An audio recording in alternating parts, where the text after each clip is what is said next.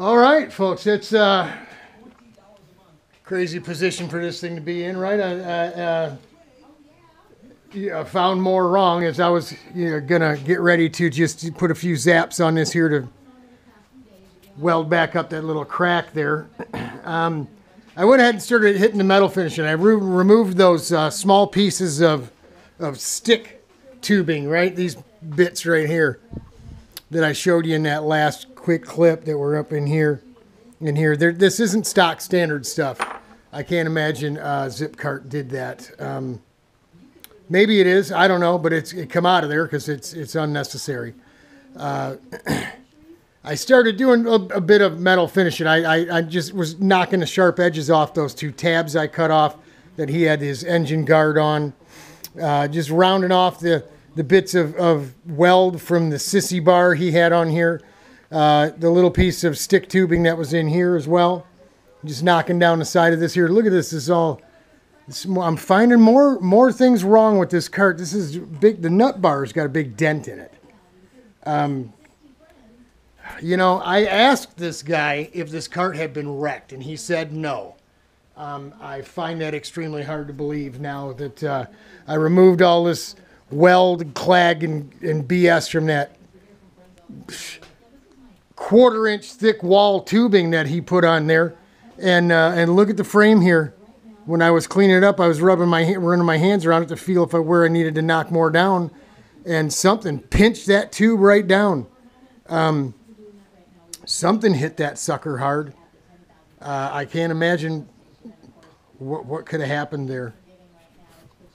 But we're finding more and more things wrong with this go-kart.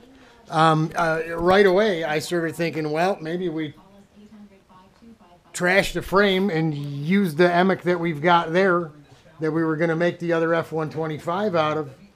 But that one's not vintage. That's a 2005 chassis. Wow, we've got a bit of a conundrum now. We'll probably go ahead and just move forward with it. I don't know. It doesn't look like, I'm going to remove some more paint and make sure there's no cracks or anything, but that's got me concerned now. I'm not sure that I want to bother to continue working on this thing, to bother taking it for laps at Grattan in a couple of weeks. The more I look at the work this guy did, the more I could see he was just polishing a turd. It doesn't even look like he painted the entire frame. It looks like he just sprayed it from up above. Took all the big components off and just hit it with a spray bomb and did a terrible job at that because it was the finish of the paint is super bad. Now on the bottom, the paint all looks relatively smooth.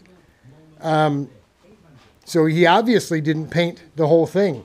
Wire wheeled the hell just ruined these fuel tanks. I don't care how dirty they were. You never take a wire wheel to an aluminum tank like that. Anything you're going to do with wire wheel like that is just going to gall the living daylights out of a piece of aluminum. Unless you're not going to see it, you really shouldn't use a wire wheel on aluminum. It must have been in bad shape. Again, what shows me that this thing had been sitting for quite some time is when I took the engine plate off this thing that had the third bearing on it. Let me move her so I can get to it. And you look in between these cooling fins on the bottom end and in here, you see that? You see the aluminum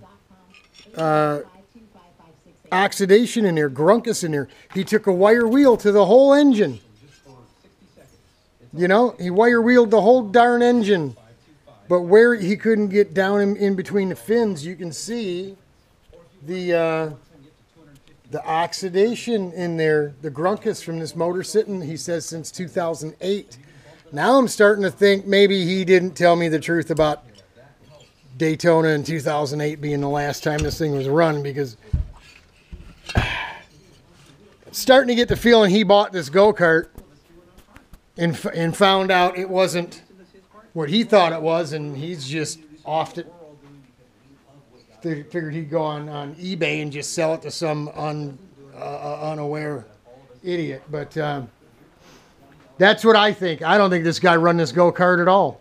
I think that engine hasn't seen the light of day in a long time. He told me he popped the head off and took a look inside, then pulled the cylinder off and ran a hone through it just to make sure there was no rust in it. Why would there be rust in there? Well, by looking at how calcified and full of grunkus everything in between these fins are. Look at the head. Look at the dirt and crap down in there.